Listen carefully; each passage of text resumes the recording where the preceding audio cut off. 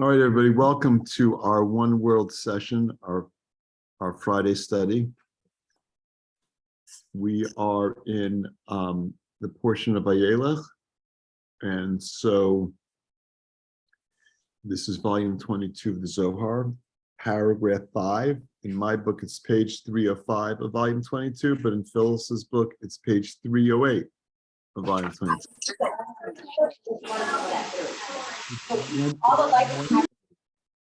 Okay, so let's invite in the Rav and Karen Michael, Rav Schlag, Rav Brandwein, the Ariya Kodesh, the Ramchal, Rabbi Tarfon, Rav Mazulai, Rav Menachem Mendel Vitebsk, Rav Kolonu Shapir Piasetsna, the Baal Shem Tov, Rav Mordechai of Chernobyl,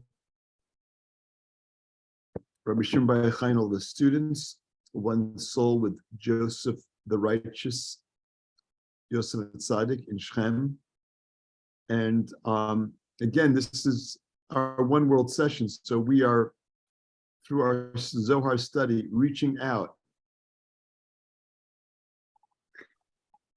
reaching up to the level of Binah, otherwise known as the flawless universe, where all fulfillment exists, all healing, eternal life, Messiah consciousness, the removal of conflict and chaos in our world, physical healing, emotional healing, spiritual healing, financial healing.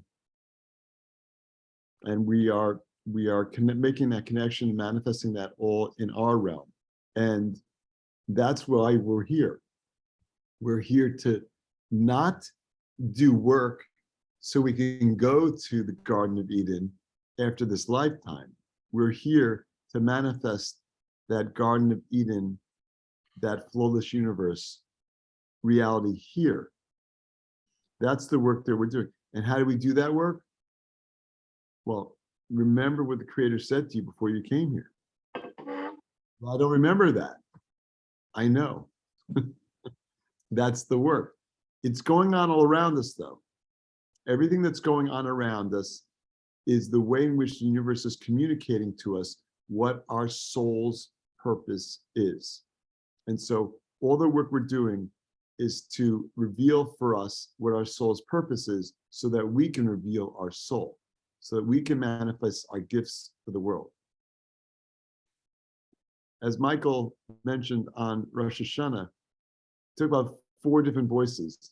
And the one that really keeps sticking with me is the voice of your soul when it manifests in this world.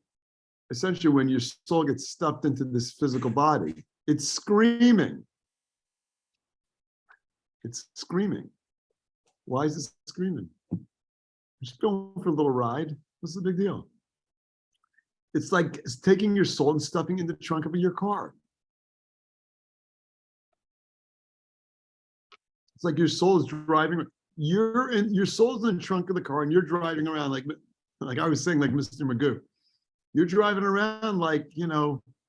Magoo, trying to figure out what's going on. I don't know what's going on. I don't see anything.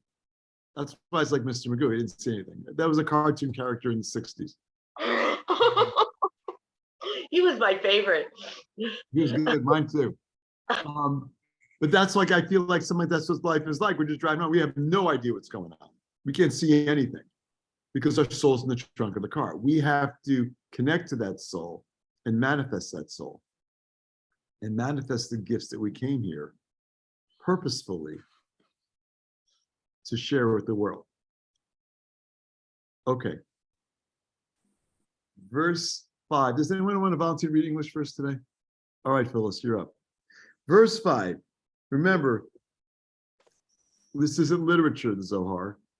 It's not literature. Yes, I know it's words. And at times it's poetic. And at times it's science fiction. Yeah, it's all kinds of genres all rolled up into one. But it's not. It's not literature. It is a delivery system. It is channels direct to the upper realm. So when we connect to these letters, we are connecting to and manifesting that energy in this world. Ketiv im en panecha holchim al ta'alenu mizeh uvameh yivada efo v'gomer. Hachi olivna kevan amar kuchabrichu lemoshe. Hine malachei yelech lefanecha. Amar Moshe uma kastifa the shimsha the yitkanish. Viadbar siara gufa the sihara labane. Im en panecha holchim gufa the shimsha be'ena. The lav the siara kedain gufa the shimsha itnihir v'it aved Moshe. Kegavna the gufa the shimsha kamayhu the Yisrael. Kevan the itkanish Moshe itkanish shimsha. V'it nihir siara v'hava Yoshua nishtamesh linahora the siara vav lahu kisufa. All right, so before we get to the English, this is about Moses and his interaction with the Creator. So that's part of what we're connecting to. And it's also about Moses and the transition to Joshua. But before we get that, there's a whole other transition going on. And that is the transition that goes on between the new year, what we call Rosh Hashanah, which I'm sorry to disappoint you, does not translate into New Year. Rosh Hashanah does not mean New Year. Rosh Hashanah means the head of the year. This is the seed level for consciousness for the whole year. That's what's going on. So what does that mean? Well, it means that on Rosh Hashanah, it's also the same time that Adam was created in the creation story. And we know Kabbalistically that when something happens, every year in the same day, that energy returns. So part of what we were connecting to on Rosh Hashanah, on the head of the year, was God's creation of Adam, the first man, the composition of all souls. That's one thing. And the other thing is, we get a new soul. You're like, a new one? You mean like the New Year model? No, I mean a new soul. We get a new soul on Rosh Hashanah. And how long does it take a new soul to manifest? 8 days. 8 days. And so what's going on between the 2 days of Rosh Hashanah and Yom Kippur, which is next Tuesday night, Wednesday, is the download of that soul, the manifestation of that new soul. So it means, be very delicate this time, right now during these 8 days. Phyllis, you have a question? Well, yeah, because when a new soul, so how does that affect the continuity of the soul? It's like each life, don't we work on corrections for our soul, right? And there's continuity, so we get a new soul every Rosh Hashanah. Well, okay, if it's more helpful, look at it being refreshed and just look at it that way. I can look at it that way. I mean, the problem is, like, we have, like, it's like new soul. You mean, it's like I changed my socks, I got a new pair of socks on. It's not, we're always applying these. The only frame of reference that we can easily access is physicality, and it's very limited. Right. Okay. So yeah, it is new soul, but it really, look at it like it's just completely refreshed.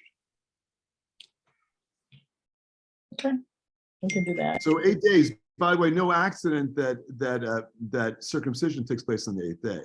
That's how long it takes a soul to manifest. Yes, Roshan. What you're saying is that we get a new aspect to our soul, or is it? I mean, unless we're schizophrenic. No, I'm saying new soul. No, it's tonight. A whole. Tonight we'll get a new our bodies aspect. Contain. Yeah, so no. Our bodies contain Tonight we get a new 100 aspect. souls. Sorry. Tonight we'll get a new aspect of soul because it's Shabbat. So we know on Shabbat there are several extra pieces of soul that we get over Shabbat. Friday night we get an additional aspect of soul. It's called Neshama Yisera, extra soul. I think I shared with you once, I have a conversation with like a rabbi of national repute. who I was listening to give a speech, and he said, we have this concept of extra soul on the Sabbath, Neshama Yisera. He said, but that's like an enhanced perspective. So I went over to him, I said, you mean you don't think we get extra soul? He said, no. I said, do we have a soul at all? I don't know, it's a whole conversation, but like not everyone believes that we have souls. We shouldn't make that assumption. Kabbalistically, it's only about the soul. And as we've said before, you're not a physical being that has spiritual experiences. You are not a physical being having spiritual experiences. You are a spiritual being having a physical experience. Those couldn't be more diametrically opposed. It's not even debatable. So anyhow, so there's always a lot of things taking place at a soul level, but we're working with 1% of reality at best. It's all we're working with is 1%. Fortunately, when you're on the Kabbalistic path, we get a lot more information to just help us make better decisions. But it's still pretty confusing because I don't see it.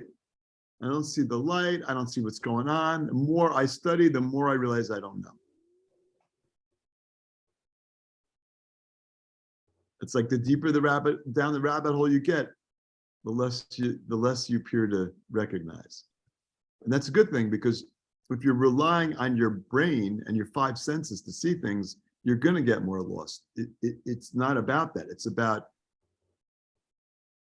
more fully developing our intuitive senses, our 6th sense, our 3rd eye, our heart center. It's more about developing that ability to perceive extrasensory, beyond the 5 senses, or using our 5 senses to see that deeper reality. That's what it's about. That's why we're here. It's literally what we need to do. And all our tools, especially the Zohar, assist us in doing that. So, okay, so we're in this 8-day period between Rosh Hashanah and Yom Kippur. Rosh Hashanah is actually the day of judgment. Yom Kippur, our soul is fully manifested. We have the opportunity to receive all the fulfillment for the year on that day. The candy store is wide open. It's like grab as much as you can in the 25 hours. All we're interested in is getting as much fulfillment as possible. So it's important for us to think about, well, what exactly fulfillment is it that we're looking for? What is it that we really need? Not what we want. What's the fulfillment that we really need? And this is a great time to be thinking about that. Removing our blockages, removing our negativity, removing our limited mindsets, and going to Yom Kippur wide open, asking for the whole enchilada, everything. Okay, Phyllis. Okay. Paragraph 5. It is written, if your presence go not with me, carry us not up from here. For in what shall it be known? Okay, so wait a second. It's a verse from Exodus. It's not from Vayelech, this week's portion. So and it's kind of like, I don't even know what the references are. So the Zohar is going to help us understand what the significance of this verse is. Go ahead. We have learned that when the Holy One, blessed be he, said to Moses, behold, my angel to walk before you, Moses said, and why is it that the guidance of the sun shall be gathered? Which is the guidance of Zeranpin, and the moon shall guide. I do not want. Okay, so what exactly is going on here? So the Creator says to Moses, my angel is going to walk before you. Not okay. Okay. And then goes on, and Moses replies, why is it there's this discussion between this, is it the sun that's guiding us, or is it the moon that's guiding us?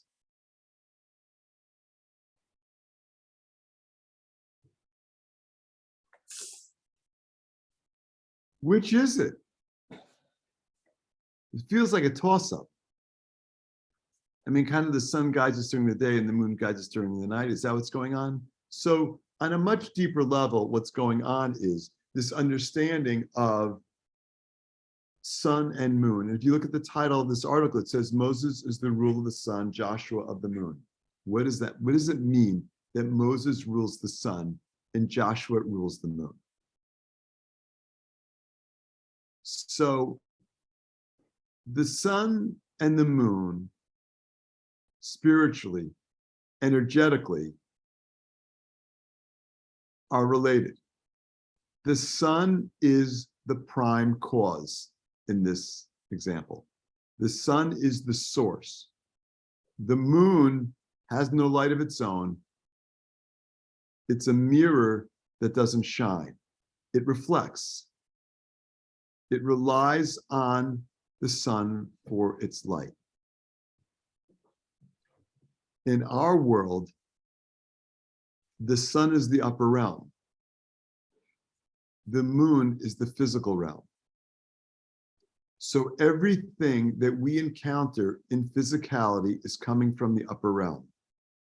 Our world doesn't have any light of its own. What do you mean? I'm looking around. I see light. No, it's coming from someplace else.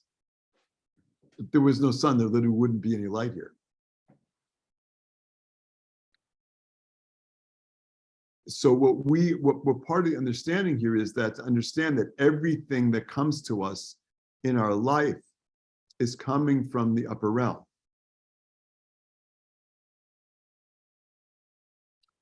And that's incredibly important this time of year, because wherever it is that we are experiencing a lack of blessings, a lack of health, a lack of sustenance, whether it's physical sustenance or spiritual sustenance or financial security or companionship, or we have conflict, whatever it is that we're experiencing, where we have labeled it as lack, we have to understand that that's because we're on the moon.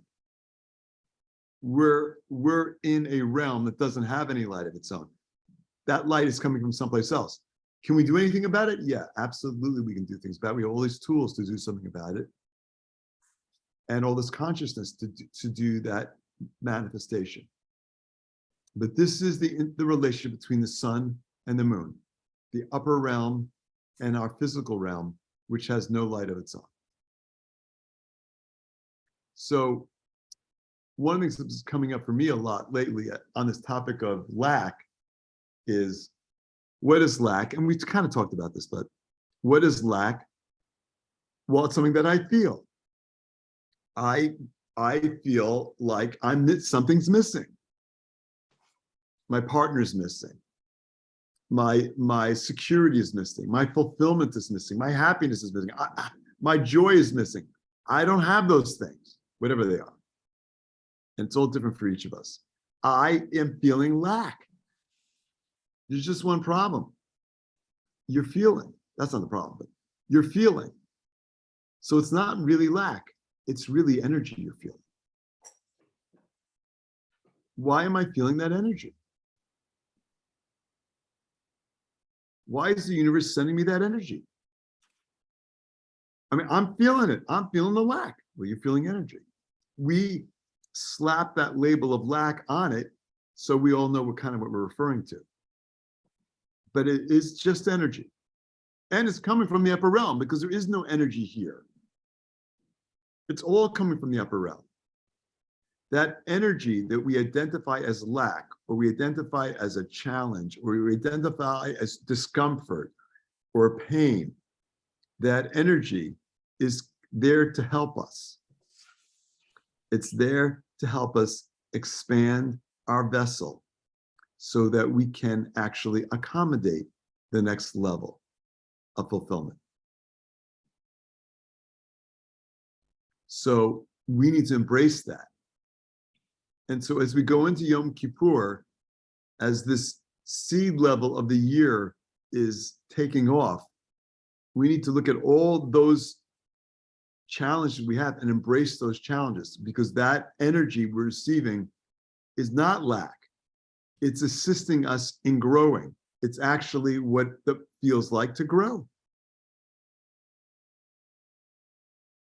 That's what growth feels like. It's stretching us. It's literally expanding our vessel. The only reason we're not experiencing that fulfillment is because we need to embrace that process. We need a vessel that can expand to accommodate that extra energy, that next level. What do you mean expand the vessel? I mean, we're blocked in certain ways. Our mindsets are blocked. We're not seeing what we need to do.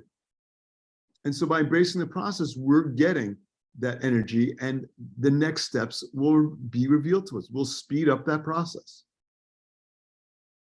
It's going on in every aspect now. Granted, trauma and severe loss and everything. Okay, so, there's really extreme situations. I'm not talking about those so much as I am talking about just day-to-day things. And that's what we're trying to do. Meir Yeshurun, one of the most memorable moments for me on Rosh Hashanah, before one of the shofar blowings, he got up there and he said, here we are, we're praying for a better year. He said, I have good news, I have bad news, and I have good news. The bad news is the year isn't getting better. And there was like a hush over the crowd. What did he just say? The year's not getting better? No, it's not going to be a better year. The good news is that you will be better, or you can be better. That's what we're working on. Better version of us, different version of us, better version of us. That's what this is all about. So in all the ways in which we are experiencing discomfort and the pain of getting out of our comfort zone, we need to embrace that, because that's the journey to our next level. And so that's a transition that's going on right now. But there was a transition going on between Moses and Joshua. And that's what this paragraph is focused on. Like, what was the difference between Moses and Joshua? Moses was Zeranpin, the upper realm. He was connected to the upper realm. He was directly manifesting light of the upper realm. That's why the books of Moses, the 5 books of Moses, as we've discussed before, every column on the scroll starts with the letter Vav, which is 6, which is Zeranpin. It's, again, as if all those letters are being channeled there from the upper realm. It's not as if, it's exactly what's happening.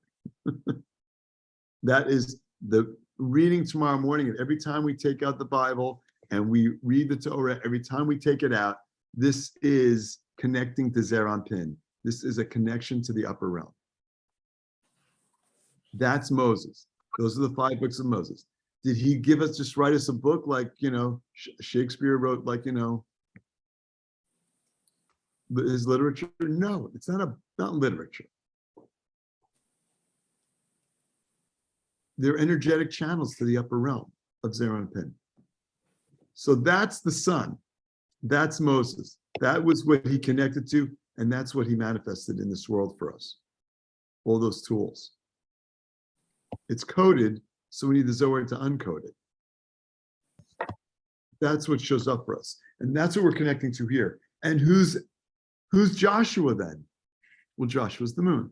Joshua's still the most, if not one of the most elevated people walking the planet at the time. He just wasn't at the level that Moses was at. He's a reflection of all that Moses manifested. By the way, our teachers teach us that in every generation, Moses comes back.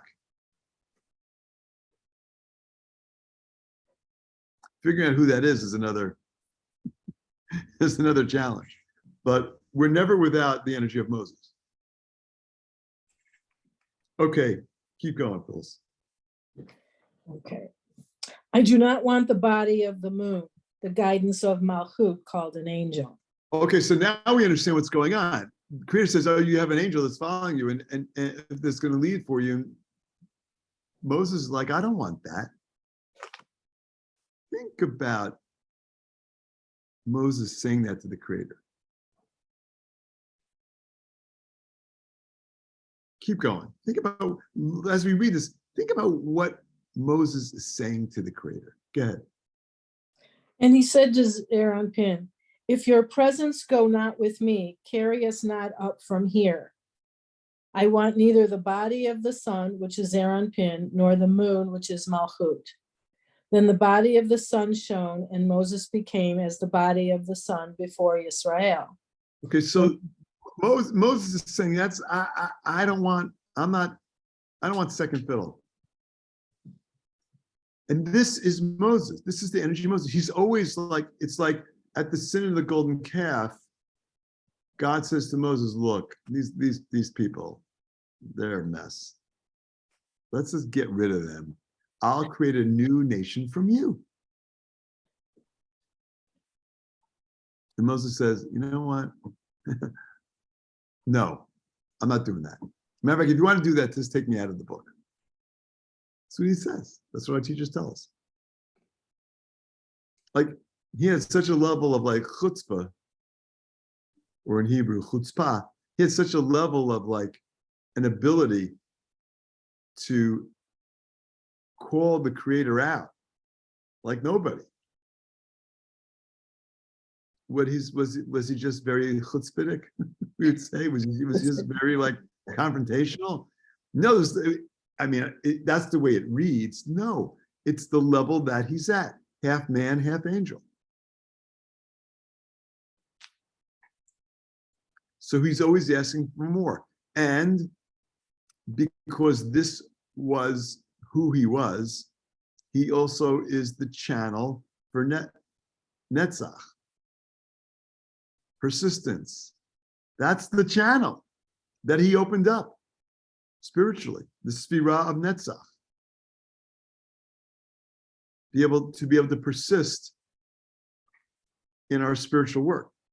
So part of what we're getting right here is this energy of Moses, is this energy of Netzach, is this energy to persist in the face of whatever kind of challenges are going on. He was always embracing the process at a very high level. So much so that the Sphira of Netzach was manifest, was opened up. He becomes the chariot for Netzach. Okay, keep going. When Moses was gathered, the sun was gathered, and the moon shone, which is Joshua ministering to the light of the moon. Woe to that shame. Oh boy, Zohar makes it sound like, oh my God, like Joshua really is second fiddle. So Moses leaves the physical. Why does Moses leave? Why doesn't Moses lead us into the promised land? Because we weren't at a high enough level. We were not at a high enough level to have that energy with us.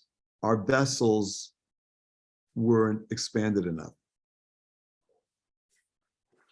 So we end up with Joshua, who's still an incredibly elevated soul.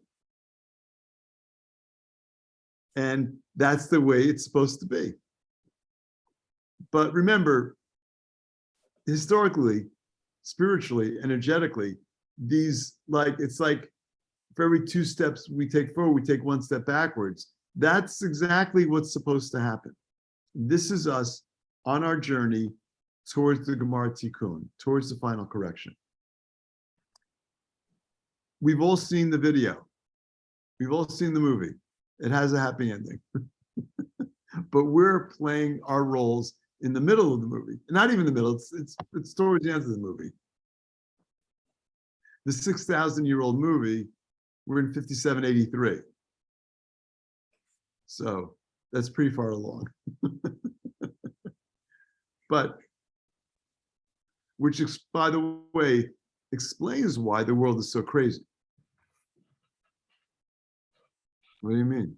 Why would it be crazier the closer we get to the end? Shouldn't it seem more sane? No, not on the physical level. On a spiritual level, we're much closer.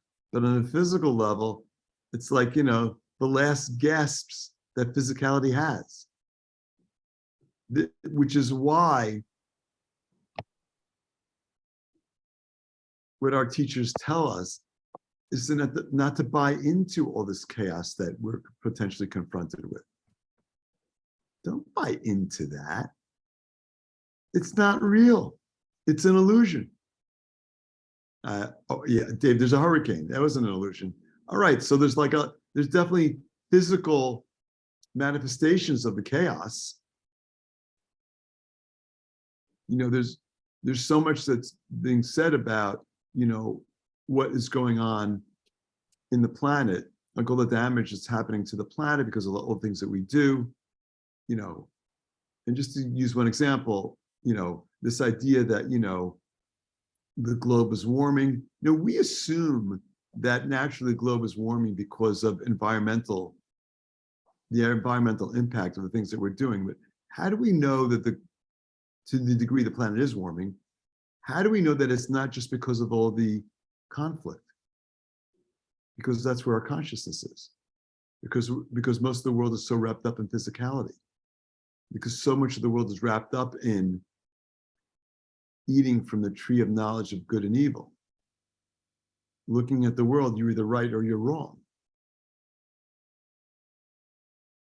And the conflict that has created, and that's not what's heating things up. We don't know right from wrong. We don't see enough to know that. We're only seeing 1%. Forget about the historical, political backdrop. Look at the spiritual backdrop. The spiritual backdrop is we're on a journey to manifest the flawless universe in our world. And along the way, there's a lot of challenges. That's the process. These challenges that are happening in a global level, just like our individual challenges are helping us to expand our vessel, all these global challenges are helping us as a world to accommodate the flawless universe. You look at any kind of challenge, sociological or otherwise, that's going on, and look at it from a spiritual perspective, it's a completely different perspective. It's all steps that are there to assist our planet in moving towards the Gemara Tikkun. It can't be anything else, frankly. There's no other option. It's not a multiple choice question. It's like, that is where we're headed. The fact that we don't see it is because we're relying on our eyes.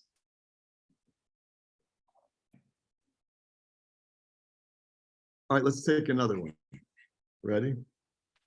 Go. Verse 6. Yomer alehem ben mea de esrim shana v'gomer. Hainu de Amar Rabbi Elazar. Arba'in shnin nihir shimsha lon l'Yisrael v'kanish l'sof arba'in shnin v'nahir siyara. Amar Rabbi Shimon vadai. We see the word vadai. That is us connected to the energy of certainty. Amar Rabbi Shimon vadai hachihu hainu dichtiv yesh nispebelo mishpat v'ha at aru chavraya ve'anan nokim le'lakra aval alma de at aru chavraya kolahu itzarich le'alma l'to'alta the Barnash, Yikanash Adla Matun Yamoy. So before we read the English, just so we're clear, our takeaways so far is let's not take things too seriously. The only thing to take seriously is what my spiritual work is. That we have to take seriously. And that is us evolving. Because the more compassionate I am, the more compassionate the world becomes. The more loving I am, the more love there is in the world. The only consciousness I control is my own. And that's what I need to be working on. Fully manifesting my soul in the most positive way possible. And so this is giving us the opportunity to rise above the distractions that this illusory world presents to us. Okay, get Phyllis. Paragraph 6. And he said to them, I am 120 years old. It is as Rabbi Elazar said that the sun shone on Yisrael for 40 years and was gathered at the end of 40 years, and then the moon shone. So this is Moses at age 120. He is removed from the physical realm, or at least removed from our ability to sense him in the physical realm. The last 40 years, what does it mean that the sun shone on Yisrael for 40 years? That is the journey of the children of Israel through the desert for 40 years, from freedom from Egypt into going into the Holy Land. Well, it's a nice little, travel story, but that's not what it's about.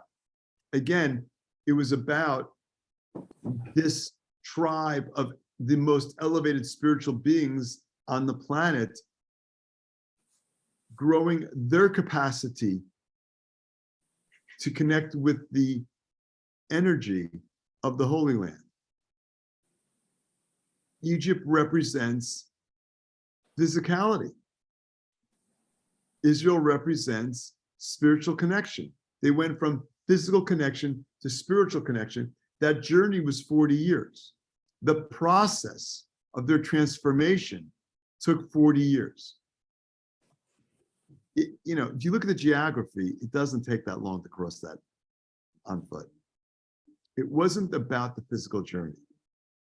It was about the spiritual journey. And for us, it's the same. As we move from being so tied up into physicality into our spiritual connections, we're also traveling. It's a process. Light doesn't manifest in an instant. I mean, it can, but it doesn't, because we can't handle that. We need to expand our vessel. So again, as we begin this year, this is all about having a perspective of growth when we encounter the challenges that we do.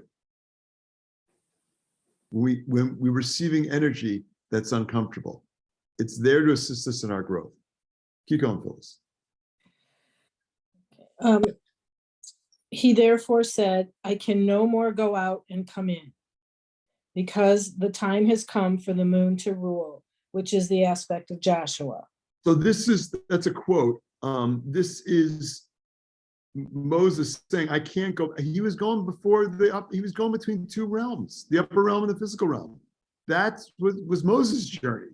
That's how he was able to manifest all these miracles and manifest the 5 books of Moses and manifest and lead the people on the journey. He couldn't do it anymore. The time had arrived for us to be led by Joshua. Keep going. Rabbi Shimon said, surely it is thus as written, but sometimes ruin comes for want of judgment, which the friends have already explained, and we shall expound on this verse. Okay, so what does it mean that we're going to expound? Go ahead. But in relation to what the friends have said, everything is needed in the world for the good of man, who will be gone before his time. That is, that he is ruined without judgment and shall be explained. So as shall be. Yeah, because we're going to run out of time. What does it mean, ruined without judgment? We have a 3-channel system. The right column is chesed, mercy, sharing. The left, I realize my image is flipped, so here's the right side. Chesed, it's Abraham, who's the channel for chesed. It's mercy, it's sharing. We have our left column, it's Isaac, it's gevurah, it's judgment, it's receiving. And then we have Tiferet, Jacob, it's the balance of mercy and judgment, sharing and receiving. When we have all 3 columns aligned, the heavens open up. When the balance is there, we're able to manifest those blessings. And so each of the 72 names of God that we have they're fragmented. Back in the day, before creation, the full energetic manifestation of the Creator was equal in every single point of reality. But after creation, as Rav Isaac Lurie explains, the Creator restricted, tzimtzum, took back his light and left us in a realm of fragmentation and disconnection. That's not real. That's an illusion. But what we're given among the tools are 72 names, fragmented light of the Creator, each with a different consciousness. Mene Shin, healing. Kaf He Taf, removing negativity. 72 of them. And this is what Moses manifests at the splitting of the Red Sea. So we're in this realm. What does it mean? That with judgment, we need gevurah, we need judgment, we need the challenge, we need this energy of receiving. It's a question of what we do with this energy of receiving, but we're always receiving energy. We've always, left column is there. We just need it to be balanced. We need our receiving to be balanced. We need our receiving to be for the sake of sharing, not for the sake of ourselves. Okay, we're at a time, but just the bottom line, all this, again, we're starting a new year. We want to have our consciousness aligned with our soul. We want to have our consciousness aligned with not a desire to receive the self, but aligned with the desire to receive the sake of sharing. In all things that we're doing and receiving, we want to be receiving them to benefit the world. We want to open our souls up to reveal our gifts to the world. That is how we're moving forward. That's how we're channeling in and manifesting the fullest universe in our world. Okay, everybody. Shabbat shalom. Shabbat shalom. Happy head of the year. Happy New Year. Love you all. And God willing, I'll see you all next Friday, if not on our Monday class. Shana And Tova. Tuesday night. Bye. Tuesday night. Yes, for Yom Kippur. Yes. Bye, guys. Bye, everybody. Thank you, David. Bye. My pleasure. Thanks, David.